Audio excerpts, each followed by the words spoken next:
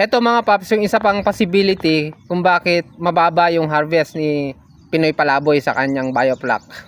Yung first harvest nila 222 kilos. Kunin natin yung 4 pieces average. Ang nakuha lang nila ay 888 pieces. Iyan yung regular size. Yung last harvest nila nakakuha sila ng 110 kilos. Kunin natin sa 9 pieces average size, which is undersize, nag-a-average yan ng 990 pieces ang bansot. So total na harvest niya ay 1,878 pieces. So kunin natin yung mortality rate, fingerlings 3,000. Ang total harvest niya 1,878, iyon yun.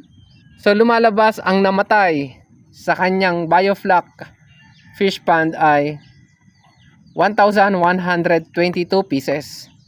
Yan ngayon ay nag-average ng 37% ang mortality rate. Which is, kung ganito man ang nangyari, pero hindi ko sinasabi na ito, may possibility lang na ganito. Medyo worse ito ang nangyari na to. Yung 37% na mortality masyadong mataas. Kaya, bababa talaga ang iyong harvest pagka ganito kataas ang mortality mo. Then yung bansot, biruin mo yon, yung naging bansot niya 990 pieces, mas madami yung nabansot kaysa sa yung mga na-harvest na regular size. Ang video na to ay isang reaction video. Bigyan natin ng konting reaction yung tilapia biofloc ni Pinoy Palaboy. Tingnan natin kung ano yung naging outcome at kung ano yung mga nakita natin na problema doon sa biofloc system Palaboy version. Ito nga pala yung aking tilapia conventional type. Ito 6 months na siya. Makikita nyo lumaki naman ng konti kasi traditional to, mas mabagal silang lumaki. Next video papakita ko sa inyo yung kabuuan kung ano nangyayari dito sa circular pond ko. Tilapia circular pond traditional system. Bago natin simulan ng bonggang-bongga ng reaction video dito kay Pinoy Palaboy biofloc version, ay kung ayaw mo ng mga ganitong content, pwede nyo na po i-skip yan kaysa magkaroon naman kayo ng sama ng loob o tubuan pa kayo ng stress sa mga sasabihin ko. Pwede nyo nang i-skip yan. Pumunta na kayo sa ibang video na puro positive ang sinasabi. O Pinoy Palaboy, pahiram muna yung ilang bahagi ng video mo para mapag-aralan natin sabay-sabay, makita na natin yung two sides of the coin. Kasi syempre, hindi naman pwedeng isang side lang makikita natin. Kailangan makita natin yung pros and cons, saka yung problema, saka yung advantage naman ng biofloc Pinoy Palaboy version. So, ito yung video, i-share ko sa inyo, then lapatan lang na natin ng konting reaction. Sa kanyang tilapia biofloc ay napaka-transparent. Binigay niya lahat ng mga informations. So sa bandang ito, tagumpay yung pagtitilapia ni Pinoy Palaboy dito sa kanyang biofloc. Ang titingnan lang natin kung ano yung mga naging problema na na-encounter niya. Kung magkano ang aking ginastos at kinita sa aking 9 square meter biofloc pond kung saan nilagyan ko po ito siya ng 3,000 tilapia fingerlings. Naka-harvest po tayo sa loob ng 5 buwan. So medyo delay po siya mga idol compare doon sa naunang batch natin kung saan meron po tayong 2,000 tilapia fingerlings at nakapag-harvest na po tayo in just 4 months. Maybe ito po ay dahil sa overstocking po mga idol. Unang punto, nag-exceed siya ng 4 months ng pag-aalaga. So inabot siya ng 5 months bago siya nakapag-harvest. So ang tinatarget kasi nila dyan sa biofloc ay 4 months ay dapat makapag-harvest ka na. Nag-extend siya ng panahon ng pag-aalaga, hindi gaanong lumaki, hindi niya nakuha yung desired size ay dahil sa overstocking. So ganoon naman talaga ang nangyayari. Pagka overstocking tayo, yan man ay traditional o siguro biofloc, marami dyan yung hindi sasabay sa paglaki. Kasi nga nag-aagawan sila ng pagkain, siguro yung maliliit na bubuli. So hindi sila nakakakain ng sapat ka hindi sila lumalaki. So yan yung epekto ng overstocking. Pero sabi nga naman nila noon ay Yun daw biofloc ay talagang intensive. Ibig sabihin, yung volume talaga maramihan. Ayon sa kanya, overstocking na yung 3,000 doon sa 9 square meter. Hindi niya nakuha yung desired na stocking density ng kanyang pond. So, total ng expenses natin sa feeds, orobiotics, aerator, at saka molasses natin mga idol ay nagkakalaga ng 26,210. No? Medyo malaki-laki pala ang expenses sa ating 3,000 tilapia fingerlings. Pero compare po natin sa traditional, usually yung na-interview po natin na expert po sa tilapia, ang 1,000 tilapia fingerlings is nagko-consume daw po yun siya ng 19 sako na feeds bago ma-harvest. Pero ito sa atin medyo ano po tayo mga idol. Kumbaga underfeed po tayo sa ating mga tilapia. Kung tama ang aking pagkaalala, nung ino-introduce nila yung biofloc system, ang sinasabi nila ay makakatipid daw sa patuka. Sabi niya, underfeed yung kanyang mga alaga, kaya hindi lumaki. Paano na naging underfeed yan? Samantalang kino-compute naman nila yan kung ilan yung pwedeng kainin. Yung proportion ba ng pagkain, ina-average nila yan kasi may mga sampling kasi yan kung ilan yung pwedeng kainin ng kanyang alaga. Tsaka, di ba nga, sabi nila nung una na yun daw biofloc ay makakatipid nga talaga sa patuka. Tingin ko, hindi gumana. Yung tilapia mismo ay ayaw niyang kumain ng flock. Kasi dapat hindi sila magugutom dyan. Kasi nga sabi, yun daw dumi nila nako-convert na sa pagkain nila. So, dapat laging busog nga yung mga tilapia. So, hindi ko maintindihan kung bakit nag-underfeed. Kaya siguro po mga idol na marami tayong nababansot na tilapia. Usually yung mga nahuling 110 kilos, may po siya sa mga siguro 8, 9, 10 pieces 1 kilo yung iba pa mga idol. Marami pong nabansot. Maybe isa po sa mga nakita ko pong dahilan bakit nabansot po sila ay syempre yung overstocking po natin. Dito mga paps, ang realization natin sa stocking density dito sa biofloc tilapia ay hindi tayo dapat na mag-exceed ng 300 per square meter. Nakita na natin dito sa experience ni kaibigang Pinoy na 300 per square meter ay hindi kinaya ng kanyang biofloc design. So, more or less, kung susubukan natin mag-alaga through the system, sa pamamagitan ng sistemang ito, ay huwag tayo mag-exceed ng 300 per square meter kasi maraming bansot. Total harvest po natin from the start po mga idol is 332 kilos yung mga nabenta po natin at saka official na na-harvest. At ang unang nabenta po natin lahat-lahat mga idol na mga good size is 222 kilos times 150 pesos per kilo, 33,300 po ang ating gross income doon sa first, second na harvest natin.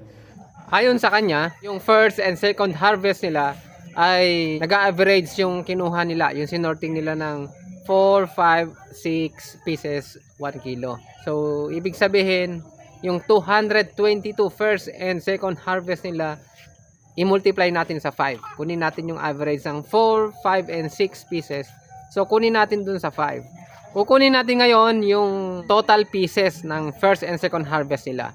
222 kilos times 5. Yan yung average. Ang na-harvest nila sa first and second ay 1,110 pieces. Out of 3,000 na inihulog niya na fingerlings, naka-harvest na siya dyan ng 1,110 pieces. So dito sa ating last harvest po mga idol is 110 kilos po siya mga idol. So assuming na medyo mura kasi ang presyuhan dito kapag maliliit na 100 pesos per kilo. So nagkakalaga po yun siya ng 11,000 mga idol. Pero hindi po lahat yan binenta. Dahil ang iba po dyan mga idol is minarinate ko po siya mga idol at saka ginawang parang semi-dry or ano bang tawag dyan? Lamayo kung sa amin pa sa Ilonggo, lamayo. Sa last harvest nila, which is sabi nilang 110 kilos undersize. So maliliit siya. Nag-average daw ng 8, 9, 10, 11 pieces per kilo. So kukunin natin ngayon dun sa average 10 pieces per kilo dun sa undersize. So i-multiply natin 110 kilos times 10 pieces. So ang magiging total niyan ay 1,100 pieces ang na-harvest nila doon sa last harvest. So, total gross income natin is 44,300 sa 332 kilos nating tilapia. Minus sa ating expenses mga idol, 26,220. Ang natitirang net income na lamang po natin, ayan, for the 5 months na pag-alaga ng ating tilapia sa Biofloc Pond, 18,080 pesos. Ayan, sobrang liit pala, no? Pero, not bad po yun siya sa atin na dahil alam niyo naman backyard lang po ito siya, maliit lamang po yung space natin. The same time, sir, okay ba yun? Enough ba yung 18,000 sa 5 months? Kung isipin natin, siguro mahigit 3,000 lang yung ano natin per month. Maliit pala, ano? Na yung 8,080 na kinita in 5 months, eh talagang maliit. Ito, i-divide pa natin sa 5 months. So, 8,080 divided by 5 months, mahigit nga lang 3,000 sa isang buwan. So, kung kukunin naman natin ito sa isang araw, kumikita lang siya ng 120 pesos per day. So, yung 120 pesos per day, medyo maliit nga. At dito, hindi pa sinasama ang labor. Kung halimbawa, ikaw nga ay OFW, kung ikaw may trabaho, meron tao kang pinag-aasikaso, yung 120 pesos a day, kung naibigay mo sa trabahador mo yan, o sabihin na natin, halimbawa ako barat, 50 pesos lang pinapasweldo ko araw-araw. O magkano na lang kinita ko? O di 70 pesos a day. Ah, di ba? Eh mukhang, ewan ko lang ba kung justifiable ba yung after ng lahat ng pagod mo, stress mo, kikita ka na 70 pesos a day. At marami nagtatanong, sir, bakit ang liit na po ng harvest nyo? At the same time, meron din naman tayo mga mortality mga idol. Yan, hindi po lahat talaga perfect mabuhay. Kung isipin, maliit nga lang talaga sa 9 square meter, 332 kilos ang harvest. Ine-expect ko po kasi mga idol na makakuha po tayo ng nasa 400 or 500 kilos dito sa ating 9 square meter na pan. Pero hindi po yun siya nangyari. Eh, anong magagawa natin? Ito lang talaga yung ating harvest. Dito na naman pumapasok yung sinasabi ko noon pa na expectation versus reality. Yung ine-expect niya na makakapag-harvest siya to 500 kilos dun sa 9 square meter biofloc niya ay hindi niya nakuha.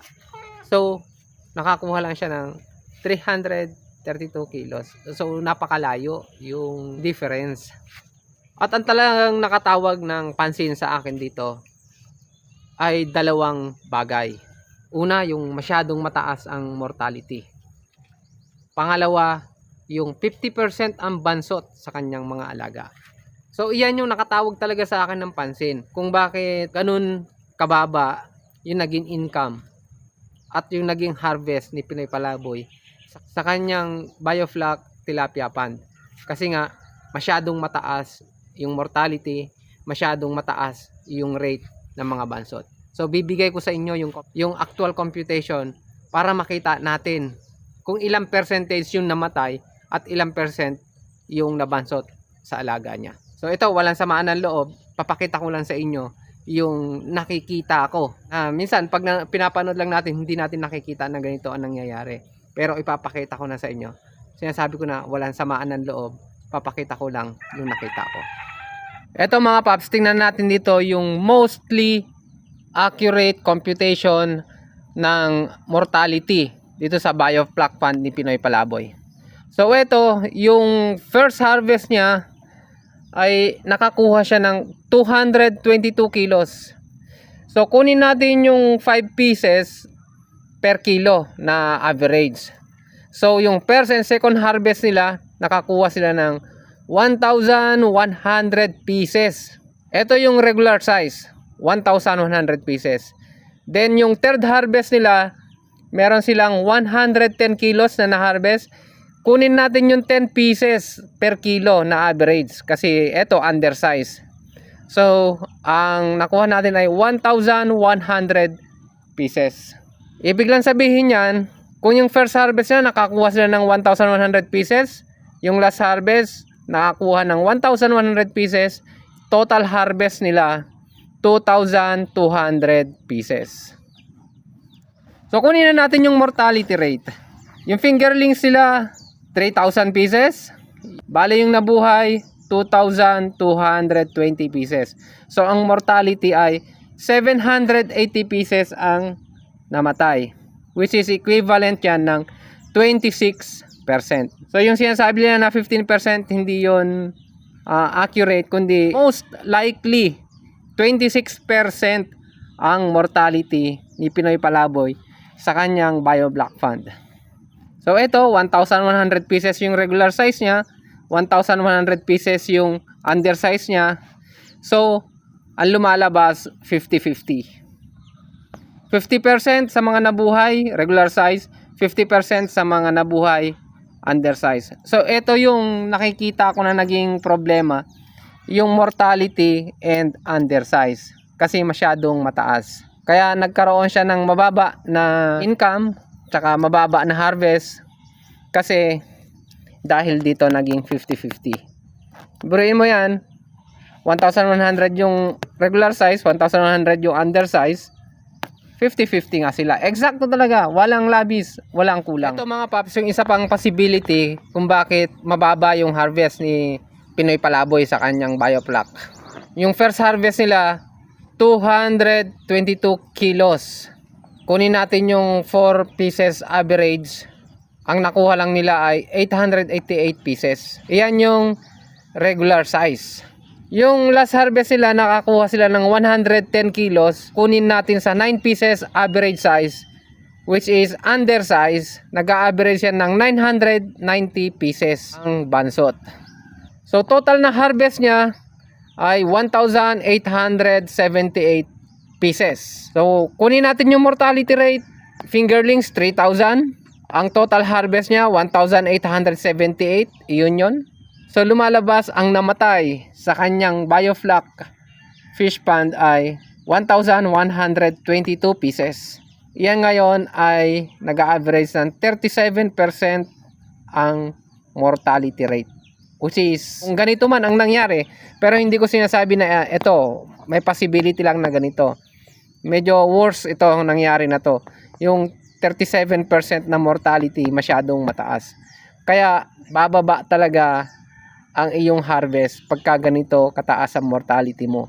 Then yung bansot, biruin mo yon, yung naging bansot niya 990 pieces, mas madami yung nabansot kaysa sa yung mga na-harvest na regular size. Kung mali man itong computation ko, at least nabigyan ko kayo ng most likely possible figures dito sa BioBlock fish pond ni kaibigang Pinoy Palaboy. So no hard feelings, ipinakita ko lang yung alam ko o yung nakita ko dito sa video ng kaibigan natin. Pero advice ko po mga idol dito po is hindi ko po advise ang 3,000 tilapia fingerlings sa 9 square meter. Grabe, sobrang overstocking po siya mga idol. Medyo mahirap po siyang i-manage at saka hindi po tayo pwede mag-overfeeding or magpadami ng kain dahil mabilis din pong mapulyot yung ating pond. Although nag-release po tayo ng sludge during morning at saka hapon, marami pa rin po talaga mga idol. Mababa pa rin siya mga idol. Maraming mortality. The same time, maraming nabansot. Ito mga paps, sa part na to, dito talaga ako bumilib naman kay Pinoy Palaboy na talagang inamin niya na napakahirap i-manage ng ganitong karaming volume. So, diba? Yung high density ay napakahirap i-manage. So totoo yung sinasabi natin na ang pag-fish pond ay hindi ka kumikita habang nagpapahinga. Kasi galing na mismo kay Pinoy Palaboy na napakahirap i-manage lalo kapag nag-over stocking tayo. So hindi totoo yon. Kumikita ka habang nagpapahinga ka. Hindi talaga totoo yon mga paps. Siya mismo nagpatunay na pagka over stocking ka, mataas ang mortality mo at bansot ang mga alaga mo. So overall mga paps, ay congratulations kay Pinoy Palaboy sa kanyang courage na mag-alaga sa concrete pond adapting BioBlock design.